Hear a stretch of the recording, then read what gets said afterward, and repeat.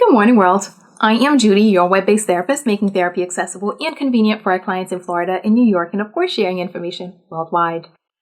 Today, I wanted to go back to elections. We talked about elections before, the importance of voting, but today I want to talk about 5 things we should be asking people or candidates when they come in asking for our votes.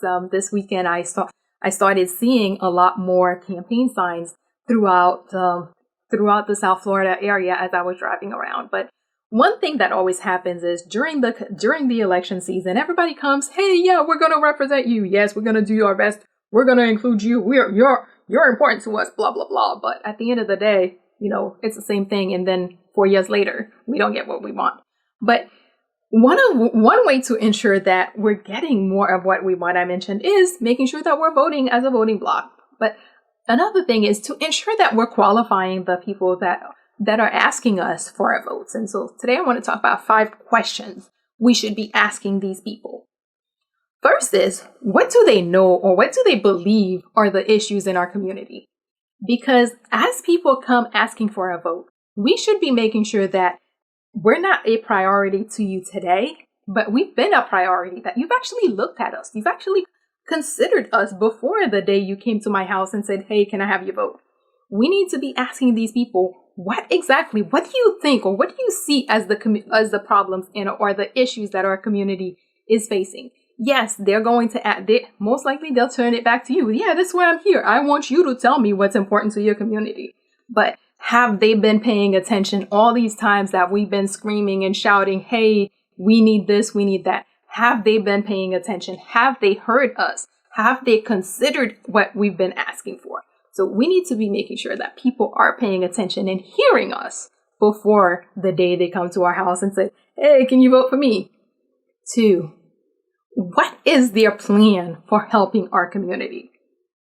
Every person who comes to the Black church or the Black community says, yes, I am going to be a champion for you. Yes, I am going to make sure that your voice is heard. It's like, what do you have planned? How are you going to make sure that these issues that we have are being taken care of? How are you going to make sure that, for instance, one of the issues that I know we consistently have been having in many communities is the low high school graduation rate for Black males. But okay, so you care about us. What are you going to do? Yeah, you're not going to be running for a school board, but you're running for some state or maybe federal position. But are you going to be helping us get money so that our young Black males are getting extra tutoring or getting extra resources to help them graduate from high school? Are you going to be helping us get resources so that our schools are better funded? For what is their plan? We need to be making sure that people are telling us, hey, this is my plan, not just the regular run-of-the-mill, hey, I'm going to help you. I'm going to be the best representation you've ever had. That's not enough. We need people to actually have a plan, have actual or actionable things that they're going to do as they ask us to support them. 3, how have you supported our community throughout your career? Because a person's past action is a great indicator of their future action. If the person has been in politics, for example, for 30 years, 20 years, maybe even 2 years, and have never given our community a second look, why today? What makes them? There's nothing that makes us think or that should make us feel that they're going to suddenly, now that they're asking us for a vote again, going to suddenly decide to look at us.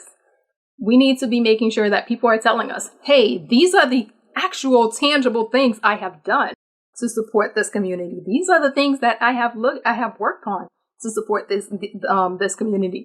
And if the person hasn't been in politics, what have they done in their community to support the Black community? There are things that people can do. A person's past actions are a great indicator of their future actions.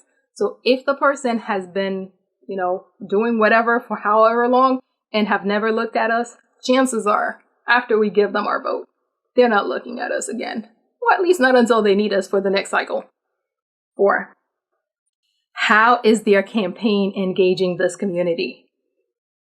A lot of and I'm one of those people. I always I say it somewhat jokingly, but not really because I'm totally serious about it.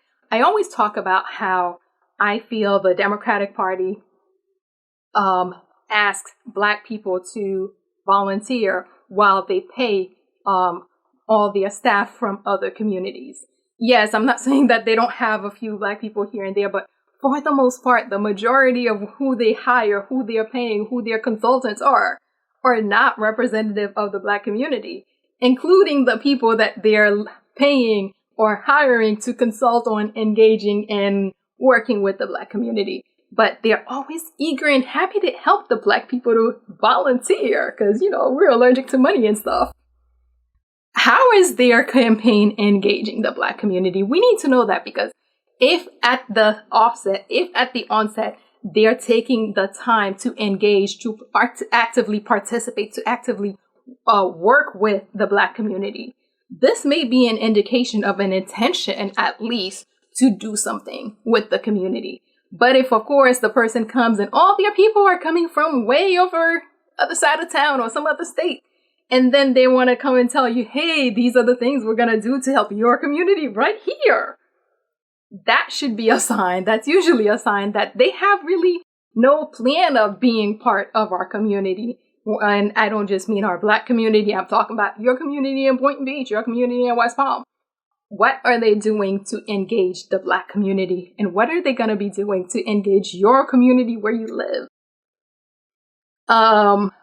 Finally, what Black leaders are advising them or have advised them in the past? Because not every person, and that includes Black people, not every person is aware of the needs of the Black community, because not everyone is as engaged, not everyone is as involved. But if you don't know, you need to have people around you who know, who will tell you, hey, this is what's going on, and this is what these people need, and this is how we can help. Unless they have that tells you that, hey, maybe this person is not so much looking to help. Because if you're not taking the time to find people who can tell you what my needs are, to find people to help you figure out how to resolve my issues, then that tells me that, you know what?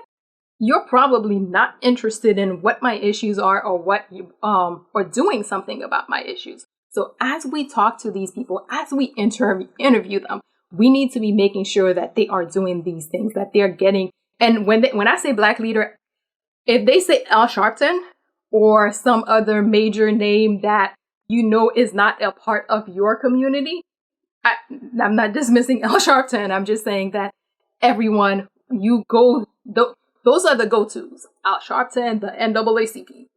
If that's all they know, that's probably because they heard that on television or heard somebody else say that. That's not indication that they actually have been involved or are working or intend to work with the community. All right, let's do a quick recap. 1, you need to know what they know or believe to be the issues in the community, because before they came to us asking for a vote, they should have been trying to figure out what was or what is important to us. 2, what is their plan for helping our community? Because it's nice to say you're going to help, but how are you going to do it? What exactly is your plan? 3, how have they supported our community throughout their career? Because a person's past actions is the best indicator of their future actions. So if they have not supported our community in the past, chances are they probably will continue to not do that. 4, how is their campaign engaging the Black community? If they want us to be a part of their administration, then they would most likely want us to be a part of the campaign. If they're not making an effort to actively engage the Black community, that probably means that they figured, hey, they got this vote, so let's focus on the important ones. And finally, what Black leaders are advising them or have advised them, because we need to be making sure that they are talking to people who know what our pains are, people who know what we need, people who will help them figure out what the things are that we need.